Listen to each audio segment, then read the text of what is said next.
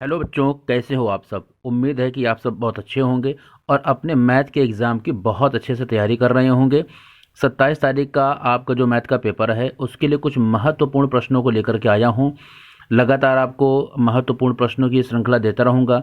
ये जितने भी प्रश्न मैं आपको बता रहा हूँ, यदि आपने इन सभी प्रश्नों को अच्छे से प्रैक्टिस कर ली तो निश्चित रूप से आपसे जो ये प्रश्न आप देख रहे हैं इनसे काफ़ी प्रश्न आपके एग्ज़ाम में देखने को आपको मिलेंगे, क्योंकि मोस्ट इंपॉर्टेंट क्वेश्चंस मैं आपको प्रैक्टिस करवा रहा हूँ। ठीक है, तो चलिए यहाँ पर वीडियो स्टार्ट करते हैं। आपके सामने एक प्रश्न दिया हुआ है कि गुणनखंड फैक्टराइजेशन मेथड से या गुणनखंड मेथड से इस इक्वेशन को सॉल्व करना है।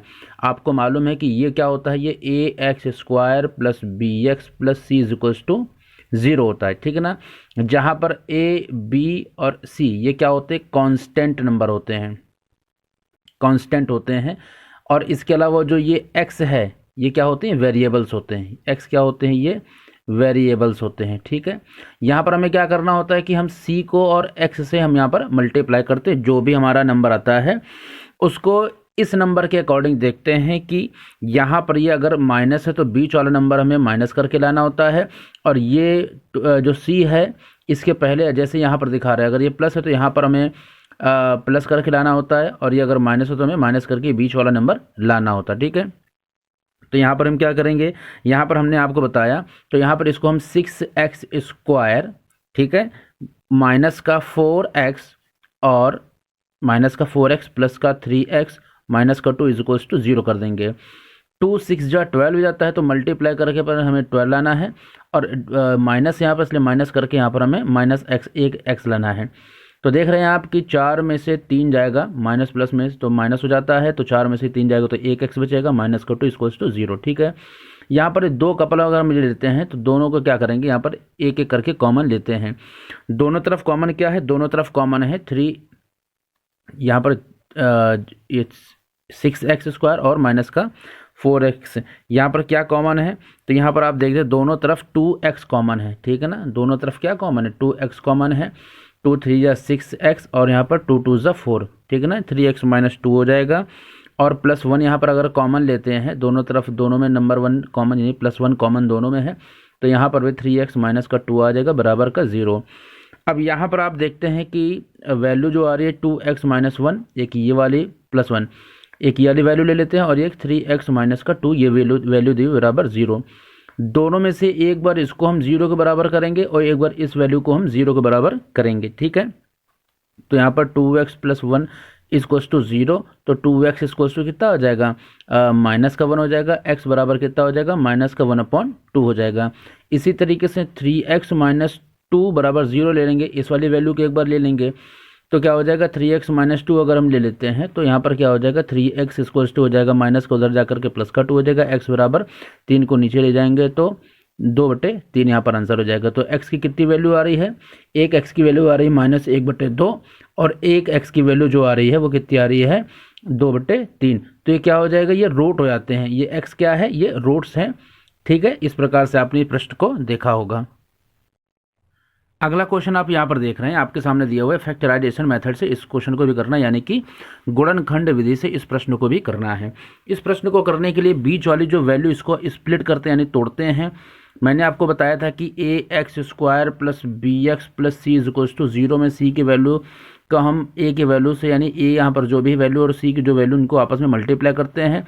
अगर ये जो नंबर ये प्लस में है तो इस बीच वाले नंबर को हम इस तरह से स्प्लिट करते हैं कि प्लस करके नंबर आए, यानी तोड़ते इस प्रकार है कि प्लस करके नंबर, और अगर यहाँ पर माइनस है तो इस वैल्यू को हम इस तरह से सेटल करते हैं कि यहाँ पर माइनस है तो माइनस करके इस वैल्यू को हमें लेकर के आना होता है। ठीक है, इस क्वेश्चन को सॉल्व करने के लिए क्या करते हैं कि 3x स्क्वायर, अब आपको मालूम है कितने x है, माइनस का 2x है और यहाँ पर प्लस है, तो माइनस का अगर हम √6 और x और माइनस का √6, माइनस का √6, माइनस का √6x, अगर इस वैल्यू को रखते हैं तो कितना हो जाएगा, माइनस का 2 √6 हो जाएगा, √6 एक और एक √6 ये, तो माइनस माइनस माइनस का 2 √6 हो जाएगा, प्लस 2 इज इक्वल्स टू 0। ठीक है, इस तरीके से ये हमने यहाँ पर इसको स्प्लिट करके रखा हुआ है। अब यहाँ पर आप देखेंगे तो 2 3 6 हो जाता है, 2 3 6 यानी 2 3 6 हो जाएगा, दोनों को मल्टीप्लाई करेंगे तो क्या हो जाएगा दोनों को मल्टीप्लाई करेंगे तो 6 भी आ जाएगी वैल्यू इसकी,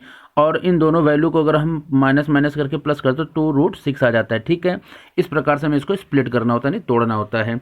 इसके बाद यहाँ पर आप देखेंगे तो ये दोनों तरफ क्या कॉमन है, दोनों तरफ √3 कॉमन है और x कॉमन है। √3 आपको मालूम है कि अगर √3 और √3 का अगर हम मल्टीप्लाई करते तो वैल्यू कितनी आती है, 3 आती है। तो यहाँ पर √3 अगर हम लिख लेंगे तो √3x लिख लेंगे तो वैल्यू कितनी हो जाएगी, 3x² ही हो जाएगी। ठीक है, इसके अलावा यहाँ पर क्या बचेगा, यहाँ पर बचेगा √3 और इसका डिवाइड करेंगे इससे तो आ जाएगा √2। ठीक है, यहाँ पर क्या वैल्यू होगी, यहाँ पर भी हम √2 अगर ले लेते हैं तो एक तो √3x ये हो ही जाएगा। ठीक है ना, इससे इसको हम डिवाइड करेंगे तो √3x हो ही जाएगा। इसके अलावा √2 और यहाँ माइनस √2 अगर हम लेते हैं तो माइनस माइनस प्लस का √2 क्या हो जाएगा, यानी कि √2 और √2 का मल्टीप्लाई 2 होता है। तो यहाँ पर वैल्यू कितनी हो जाएगी, ये 2 वैल्यू इसके अकॉर्डिंग हो जाएगी जब -2 और माइनस √2 का मल्टीप्लाई करते हैं। ठीक है, यहाँ पर आप देख रहे हैं कि √3x और -2 √2 ये वैल्यू हमने ले ली और दोनों तरफ कॉमन क्या हो जाएगा, √3x - 2 √3x - 2 ये वैल्यू हो जाएगी। ठीक है ना, तो इन दोनों वैल्यूज़ को हमने क्या किया हुआ है, यहाँ पर कॉमन ले लिया है। वैल्यू हमें निकालने किसकी है, x की वैल्यू निकालनी होती है। तो दोनों तरफ सेम वैल्यू है तो एक बार जो वैल्यू निकालेंगे दोनों रूट्स की या दोनों जो x की वैल्यूज ये निकल जाएंगे। तो √3x बराबर 0 लेकर चलते हैं, √3x minus √2 equals to 0, √3x equals to यहाँ माइनस का √ उधर जा करके प्लस का √2 हो जाएगा। ठीक है, और यहाँ पर x की वैल्यू हो जाएगी √2 और ये इधर नीचे आ जाएगा, डिवाइड कर देगा √2 अपॉन √3, ये दोनों वैल्यूज़ हो जाएंगी x की। ठीक है ना, आई होप ये क्वेश्चन भी आपको समझ में आया होगा। अगर क्वेश्चन नहीं समझ में आ रहा तो आप कमेंट करके बोल सकते हैं कि सर क्वेश्चन नहीं समझ आ रहा, मैं फिर से प्रयास करूँगा आपको समझाने का। देखिए यहाँ पर अगला प्रश्न आप देख सकते हैं कि लिखा हुआ है कि एक गाड़ी 480 किलोमीटर की दूरी समान चाल से तय करती है। यानी कोई एक ट्रेन है जो 480 किलोमीटर की जो डिस्टेंस है उसको क्या नाम जो इक्विवेलेंट जो स्पीड है यानी कांस्टेंट स्पीड से, समान चाल का मतलब हो गया कांस्टेंट स्पीड से चलती है। ठीक है ना, कांस्टेंट स्पीड से चल रही है कोई भी एक ट्रेन है, वो 480 किलोमीटर की जो डिस्टेंस है, दूरी का मतलब यहाँ पर डिस्टेंस है, जो डिस्टेंस है एक ट्रेन की, तो एक ट्रेन है वो 480 किलोमीटर की जो डिस्टेंस है उसकी जो इस समान स्पीड से यानी कांस्टेंट स्पीड से उस 480 किलोमीटर की दूरी को डिस्टेंस को तय करती है। उसकी जो स्पीड यानी चाल है वो 8 किलोमीटर पर आवर कम होती है, तो वो जो पूरी डिस्टेंस है उसको तय करने में 3 आवर का समय लेती है, 3 घंटे का समय लेती है। हमें उस रेलगाड़ी की स्पीड ज्ञात करनी है। ठीक है, क्वेश्चन आपने समझ लिया होगा। ठीक है, यहाँ पर क्या कर लेते हैं कि मान लेते हैं कि जो ट्रेन की चाल है, यानी कि जो ट्रेन की स्पीड है वो स्पीड कितनी है, हमने मान लिया है x किलोमीटर पर आवर है, यानी कि x किलोमीटर प्रति घंटा है। ठीक है, और जो डिस्टेंस है आप जानते हैं कि डिस्टेंस है यानी कि जो दूरी है वो कितनी है, वो है 480 किलोमीटर। ठीक है, 480 किलोमीटर है।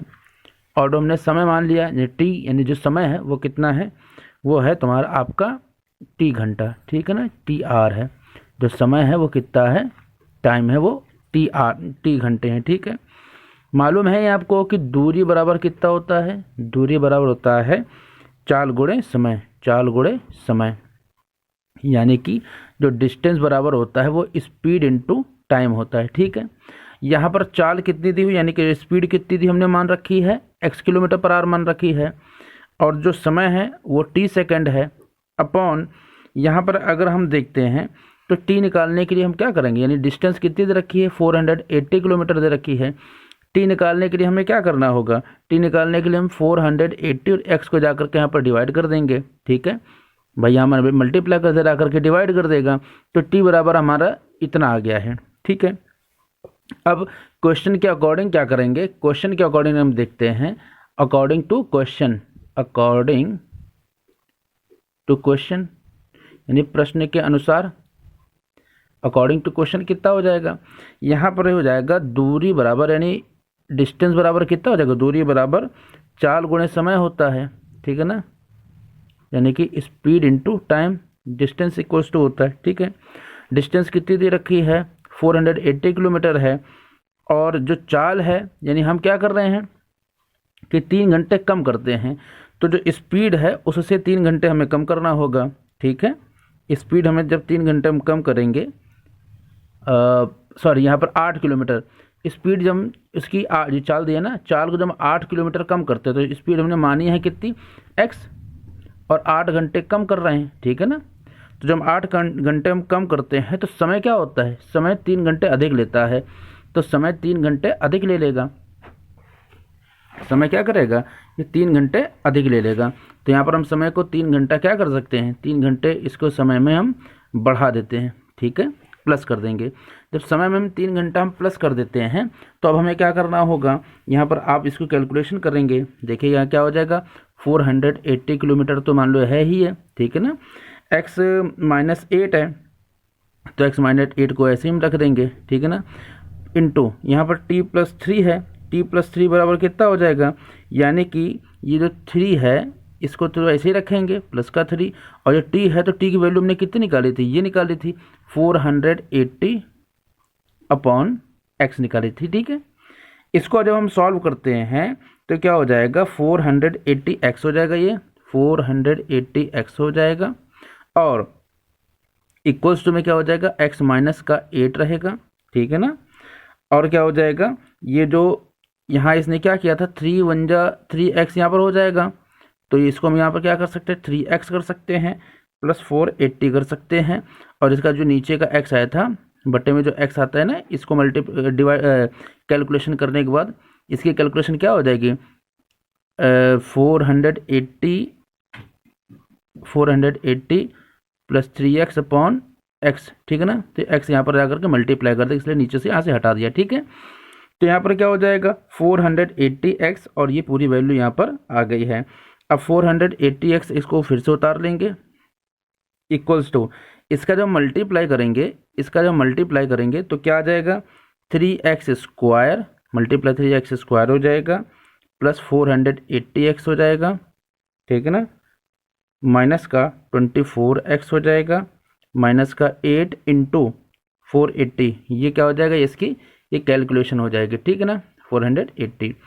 अब यहाँ पर क्या हो जाएगा, इसको टोटल कैलकुलेशन इसको अगर और करते हैं तो आप कैलकुलेशन करके देखिएगा, इसकी जो और कैलकुलेशन करते हैं तो कितनी वैल्यू हो जाएगी, 3x स्क्वायर माइनस का 24x माइनस का 8 इंटू 480 इक्वल्स टू 0। ठीक है, और 480 और इसका मल्टीप्लाई करते हैं तो ये हो जाएगा 3x स्क्वायर माइनस का हाँ ठीक है, ये क्या हो जाएगा, यहाँ पर माइनस का 8x हो जाएगा, और माइनस का 1280 हो जाएगा। ठीक है, तो यहाँ पर आप देखेंगे कि ये हम यहाँ से 3 को कॉमन हमने लिया था, तभी यहाँ पर x स्क्वायर 8x, और जब 3 कॉमन लेंगे तो यहाँ पर 3 कॉमन लेने के बाद क्या बचेगा, इसका मल्टीप्लाई हो जाएगा 1280।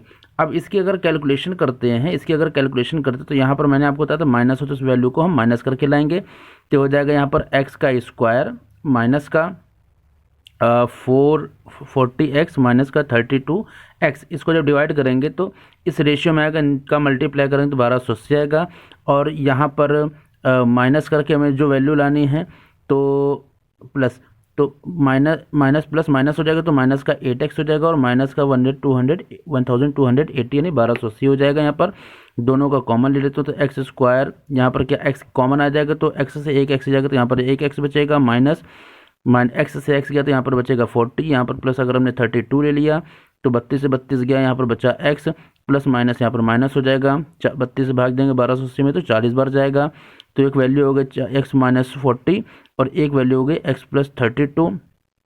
जब हम x माइनस 40 लेंगे तो x बराबर कितना आ जाएगा, 40, और यहाँ पर x माइनस इस वाली वैल्यू को अगर हम 0 के बराबर करते हैं तो x प्लस 32 इक्वल्स टू 0, तो x बराबर माइनस का 32, तो माइनस की वैल्यू स्पीड में नहीं आएगी, वैल्यू क्या आ जाएगी 40, x बराबर कितना आ रहा है 40। ठीक है ना, तो यहाँ पर ये इसकी क्या वैल्यू हो गई, तो जो रेलगाड़ी की स्पीड होगी वो कितनी हो जाएगी, 40 किलोमीटर प्रति घंटा हो जाएगा। ठीक है, तो इस तरीके से हमने इस प्रश्न को भी सॉल्व कर लिया। और इम्पॉर्टेंट क्वेश्चन इनकी प्रैक्टिस आपको बार बार करनी है।